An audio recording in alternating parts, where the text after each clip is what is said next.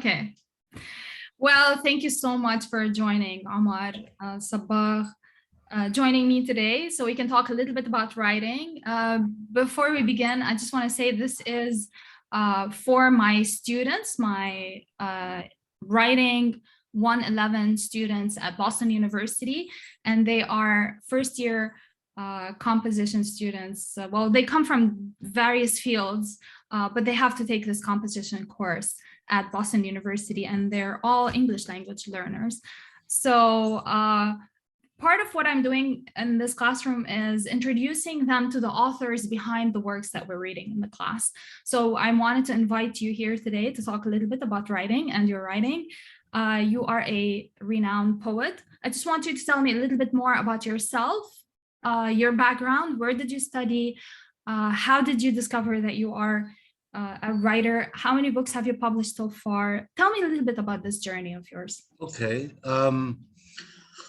Well, I'll go through the kind of the factual stuff first. So I did my first degree at Oxford in PPE, Politics, Philosophy, Economics. Then I did a master's in English literature, started a PhD in English literature at Cambridge, quit it because I was drinking and in a bad state personally. I hope that's okay to say, but I was just in the wrong place. This was 15, 20 years ago.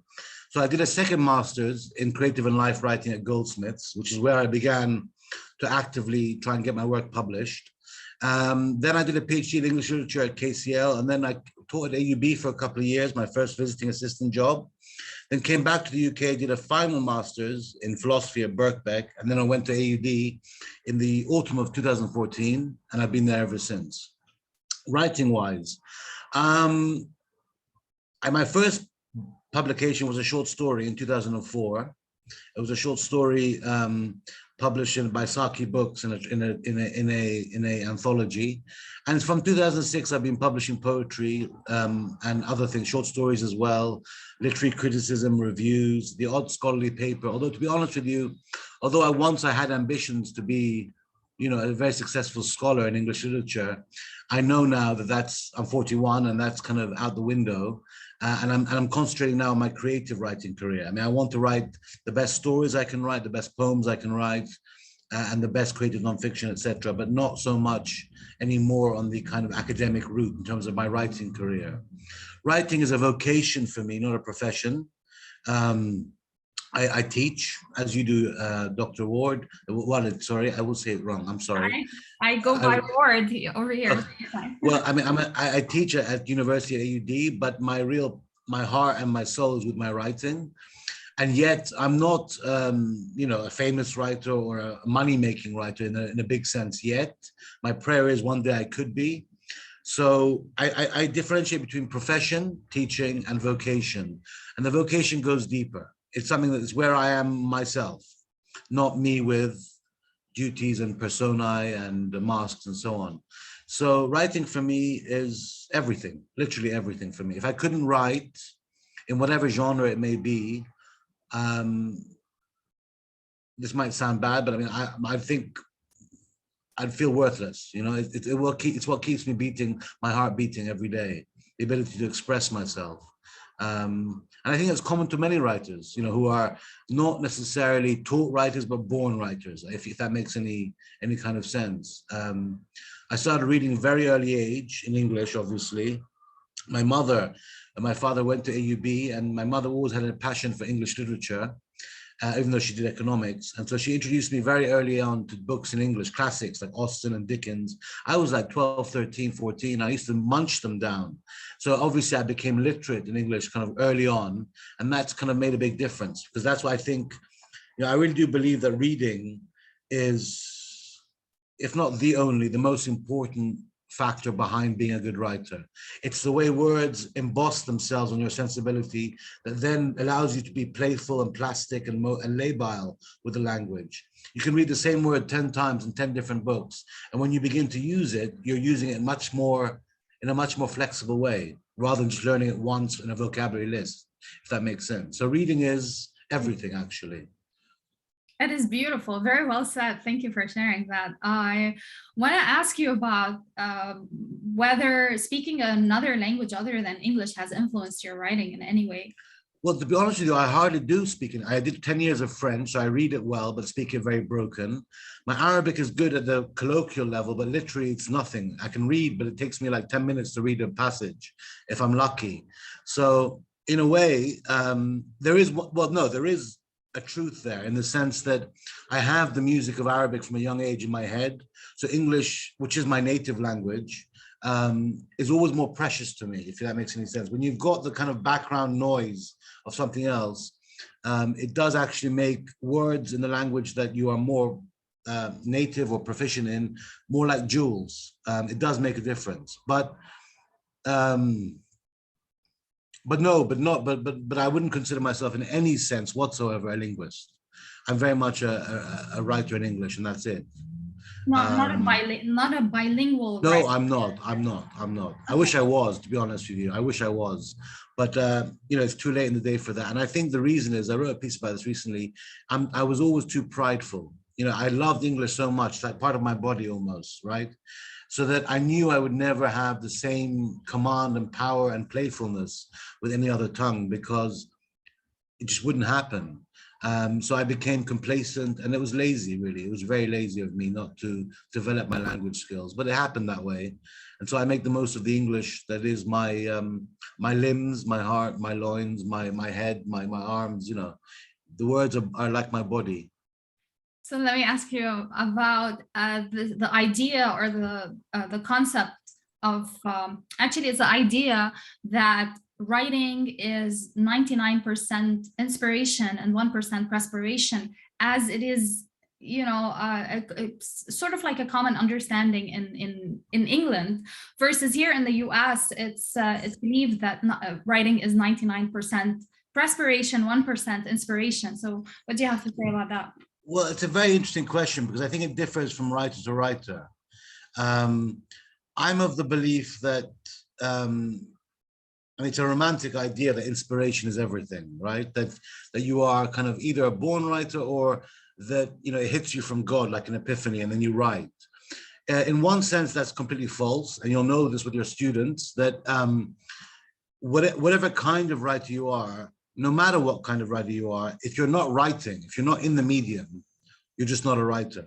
You might have God's inspiration in your head, but if you're not putting sentences on the page, it doesn't count at all. More than that, though, I think most writers will agree that writing is not just like a ancillary or secondary thing upon thinking or having a thought or having an inspiration. Writing is the way you find out what you do think. In fact, articulating, expressing, communicating is actually integral to thinking critically, or to thinking at all, or feeling at all, in a way. So I think, I don't know whether to call it 1% inspiration. It depends what you mean, because yes, 80% is being at the computer or at the page, or the pen with the page with your pen, trying it out and then seeing what happens. So in that sense, it's perspiration. But in terms of creative writing, I've always thought one as a teacher of creative writing, one as a guide, more than a teacher. Because when you write in ways that you hope are literary, which probably means that there's something about it that's very individual to you, and not kind of paint by numbers, as it were, you want to encourage students to find that space that they have without overloading them or over-determining, you know, what they produce. So I think it can be read both ways. I don't believe content or inspiration is the guiding force. As I think it's equal. I think it's a dynamic back and forth between trying it out, having an idea, trying it out, having an idea, and keep on that kind of dynamic loop, I think. Yeah. I know in America, as you're right, I get the impression that it's much more believed that you can teach the stuff. I'm more British in that sense. I don't think you can teach it like 100%. You can chisel, you can educate, you can sensitize, but from then on, it's up to the individual writer, I suppose, I think. And that's my view of things. Yes. Yeah. Sorry if I'm rambling. No, you're not. This makes total sense. And I very much appreciate the flow of ideas and how you're expressing them, definitely. Yes, you are right about the belief that writing can be taught, whether it's creative or otherwise. And this spans across the writing spectrum, ranging from academic writing all the way to creative writing. But you are right, there is this source of inspiration sometimes that, or it goes back to the individual, and also how much commitment do they have to improving their writing and to developing their habits as writers, which we will talk about in a second. But first, I want to ask you, do you recall the first time you felt the need to write something and that you thought, I want to become a writer? Do you recall that moment, or has it Well, there are different moments. There was a moment when I was about 13 or 14. I wrote a chapter like Pride and Prejudice, right? Showed it to my mom. She was my first editor. You know, look how clever I am, mommy. And that's lasted to this day, by the way. But anyway, as in terms of like being like a mature or adult writer, not just like childhood games. Yeah, it was roughly from about 2003, 2004, after my first degree. In terms of poetry, it was the summer of 2006. I had just quit a PhD in academic literature at Cambridge, stupidly, but I couldn't help but do it because I was in a bad place. I turned to poetry, and over that summer, I very ambitiously sent in some samples, some submissions to a few magazines, and was very lucky in being picked up by some very high-profile magazines. So that kind of gave me the recognition, the established kind of space, the momentum to keep going. So I think if you're talking about writing, it's from around 2003, but if you're talking about like beginning to pick up steam as a kind of more established or published writer, it's about 2006, 2007 onwards. So it's been about 15 or 17 years. And as your students will know, as you know, over the years, the more you publish, the easier it becomes to publish, because you build up trust and relationships, and people look out for your work and so on and so forth. So it becomes a positive loop in the end, for most people, I think, anyway. Yeah, so it's been a good long time now. But I do feel like now at 41, I'm coming more into my own as a writer, and feel like the percentage of what I write all the time, as you may know. I send these emails around. I think that's vital for any writer, but sometimes you can say it's valid to say that you write too much, because literally 1 or 2 in every 10 pieces you write will be something that's maybe worthy of being published. The rest is kind of not as important. But to write those 8 failing poems or 8 failing stories is just as important, because they allow you to get those 1 or 2 that really do work. You can't wait around, as I said, for God to kind of thunderbolt you to kind of get the good work. You have to kind of be there, present, for it to happen. Yeah. Let's talk about failure, because this is important for 2 different reasons. Number one, because we are afraid of failure. We are afraid to write and fail, or to send a submission somewhere and get a rejection. Rejections are always something that everybody hates. But at the same time, it's also an excellent segue to your piece, a very recent piece that you wrote called Failure, which I'm going to have my students read, which I very much appreciated. So let's talk a little bit about how you pick up the pieces once you're rejected, and what does failure mean, and what do you make of it as a writer? Well, failure for someone as narcissistic as me, who wants recognition, who wants that, that kind of mirror showing him he's worth something back, is difficult to deal with. But the thing is, as you know, it's vital, because when you're writing, either critically or creatively, you can censor yourself before you start, because you're scared of failure. It's like the fear of rejection. It's an analogy I often give my students. When I was 19 or 18, I liked this girl, and I wanted to approach her, but I never did, because I was scared of rejection, and nothing ever happened. And I regret it to a certain extent, because we have these regrets in life. Same thing happens with writing. If you're waiting around for everything to be perfect in your head first, you'll never get there theoretically or practically. So in a way, risking failure, being vulnerable to failure, is absolutely vital. And what that involves is being confident in yourself. Some editor might write back to you saying, sorry, we didn't take it. But if you are confident in yourself, you won't let it destroy you, and you'll pick up the pieces, as you said, and keep going. And there are so many famous stories. J.K. Rowling, the billionaire.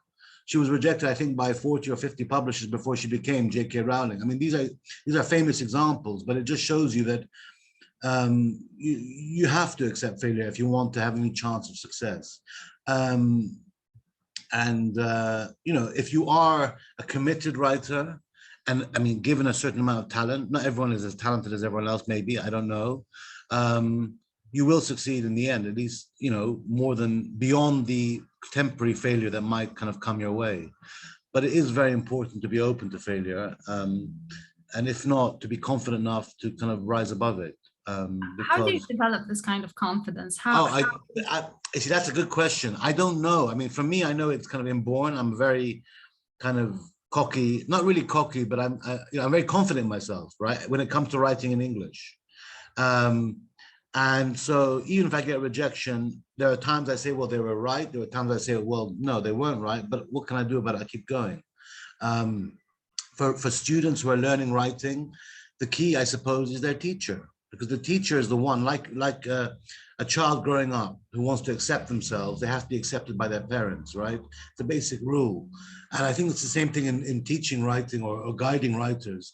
If they get the right kind of a placebo from the teacher, they get the protection against either the beginning of writing, the fear of failure, or eventually some evidential failure that comes from a letter from an editor. So yeah, so even though I'm a big kind of individual guy in terms of writing, I do believe there's more to the individual writer than himself or herself alone. It's kind of how they're formed by those around them as well, to help them deal with all the contingencies that come with trying to be a writer. Mm-hmm. Did you have a coach? Never actually. I never did. I was always kind of the type who read voraciously from a young age, or wants to be a writer from a young age. And everything I think I might know, or if not know, kind of instinctually use in my writing, comes from sensitization. I think it's an important concept, because there's no such thing as objective with a capital O, scientifically, hard proof wise, good, bad. You can't prove a piece of writing is good or bad, like in 100% sense. But that doesn't mean, I always tell my students this, and maybe you would do to yours, that everything is therefore radically subjective, anything goes, because it doesn't. There's a whole kind of spectrum continuum in the middle, where the more sensitized you become, the more you read, the more you get used to what you think works and doesn't work. You're able to make these kind of middle ground judgments, which are not arbitrary. There's, in an argument, I have an opinion, you have an opinion, but an argument is different to an opinion. Some arguments are richer, better, stronger. Some are weaker, sillier, or not good. So between facts and opinions, you got arguments. In the same way that in writing or in any art, I think, like painting must be the same way, or music. It's not objective capital O, but neither is it anything goes. It's something that you can teach yourself, but you'll never be able to pin it down in some kind of ticking the box sort of way, I think. And maybe I'm wrong, but that's what I think of it. It's something which is personal but not subjective. It's kind of, you work into yourself, as it were, and work out of yourself. Yeah. Sensitization. Yes, I think that also depends on the writer. I operate very differently, for example, from the way you do, and it has various. It's because of so many different reasons, and one of these reasons is my neurodiversity. I'm dyslexic, so in reading, I've always faced problems, and so that translated to my writing, because as you just said, reading is probably one of the best things to teach a person how to write. So the magical formula is read and write for you to improve your writing. That's what I tell my students. But how did you work on your literacy skills? I mean, you did answer this question in a sense, but tell me a little bit more about your writing process. How do you do it? What is your writing process? So Omar wakes up in the morning. Omar is constantly writing, because I receive Omar's emails all the time. So sometimes I get a poem at 3 a.m. and so sorry, I can't help myself. Well, no, I'm very impulsive. Writing for me is something I want to do, but it's also something I need to do. In the same way that I need to eat and be sheltered and and live a biological life, writing, it's become, and it's been this way for about 20 years. It's a need. It's not a choice. In a way, I can give you the principled spiel about how you have to be writing to find the good stuff, and that's true. It's absolutely true. But at the same time, for me, it's also the urge to express myself, even when I have nothing to communicate, even when I have no ideas. I'll sit at the computer and say, give me a title, put a title down, and try and write a poem, even if I'm not I haven't got something brewing properly in my head. Yeah. So for me, it's like breathing or eating. I have to do it. Not everyone's like that. And not everyone does themselves as many disfavors as I do, because obviously when you write as much as I do, much of it will not be as good as it should be, right? And this happens to everyone. And so, as I said before, there is the phenomenon of writing too much, but at a personal level, I can't help but do it because I'm driven to it. It could be a character flaw. It could be that something's missing in me that needs to be kind of compensated for by expressing myself. But if that was the case, I would guess a lot of writers are like that as well, because I think if you're really happy in life as a person in everyday life, you don't paint, you don't make music, you don't write, you're just being, you're just okay. Very few people are, I think, ever like that. But if in principle, theoretically, when you express yourself in any medium, including the literary medium of writing, you're normally trying to find a way of being happy because you're not happy. And I believe that all thought, thinking, or inspiration, whatever you want to call it, does not come when you're happy. It comes when you're sad, or not, maybe not sad, but some sort of negative or difficult emotion or thought or whatever. That's what produces the work, not bliss. Bliss, you're okay. You sit by the pool, you read a book, have a swim, give your daughter dinner, go to sleep, and you're happy. But that's not me. I have to always write. So are you maybe because I'm always sad. I don't know. Anyway. Are you ever at loss for words? Hardly, no. If that's not a good thing either, that's a bad thing, as I say, because if you have that ability with the language, you can end up writing stuff or saying stuff which, because it's easy, you can do it, but it will never have the real integrity of the good work, So it depends. It depends on, the person.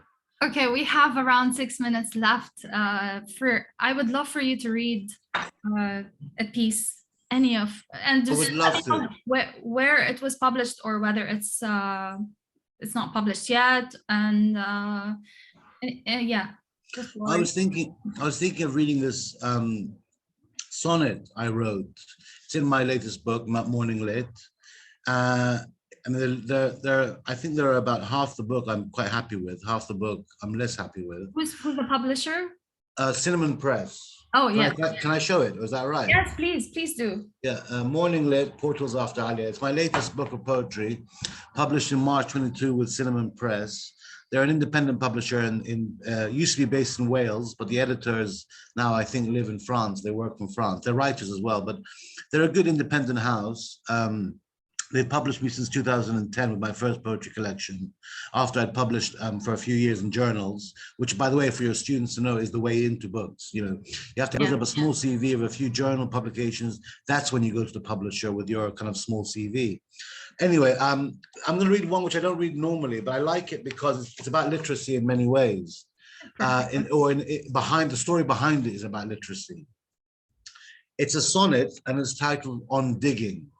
And it makes a reference to a famous poet, a Nobel Prize winner, who was an early love of mine, Seamus Heaney. He's amazing, I know. I mean, he was amazing. In the 1960s, he had his first book called Death of a Naturalist. And he has a famous poem in there, which everyone knows who reads, contemporary poetry or modern poetry. It's called Digging. And it's about how the generations that preceded him used to be farmers digging in the soil, but he's going to follow them in their footsteps by digging with his pen. In other words, doing the fertility, doing the cultivation, the culture with the pen. This poem was originally published in Envoi, which is a magazine which has stopped now, but it was in this book as well. And as I say, it's a sonnet, and I title it On Digging, and it makes a reference to that poem in brief. And I'm happy with it because I wrote it in about 3 or 4 minutes. It came out of me, literally came out of me. And I was in a bar, I remember where I was. And because it was so natural, I knew it would come to the reader natural as well. That's one of the key, by the way. When things come naturally to you, they tend to come natural on the other side of the page. So I'll read it. There's a line here I want to just quickly blurb on. I write in the second line, I teach his poems nearly every day. But there I'm talking about my father, who the poem's dedicated to, who's alive, not to Seamus Heaney. So there's a conflation between an influence and my own father. Anyway, I'll read it. Sorry, kept you too long. No. On digging, for my father, Muhammad Sabbagh.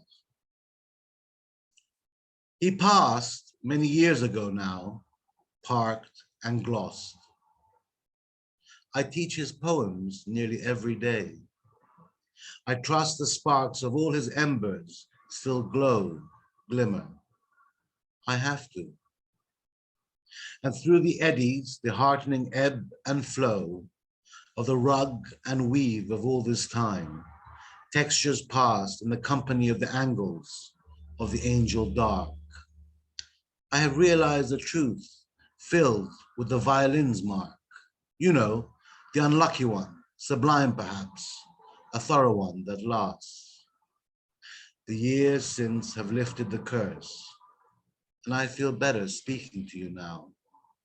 The rasp of all the digging done, now as then as now, comes up 20 years away, and the effect, filmic as it ever was. In this sunk, sun-bit movie, though, the emanations revolve. Beams turned upwards, they ask. Thanks. Beautiful. Thanks. Omar, I cannot thank you enough for taking the time to join me today and talk about your writing. I appreciate it so much, and this was lovely. You've joined from Marbella, and I'm on the East Coast of the US, and we found the time to connect, and this was just beautiful and worth all the all the effort for me organizing this. But thank you so much for doing that.